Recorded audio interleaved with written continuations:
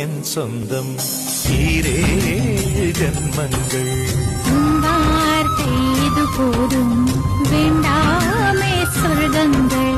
தந்தன தந்தன தை மாசம் அது தந்தது உன்னத்தான்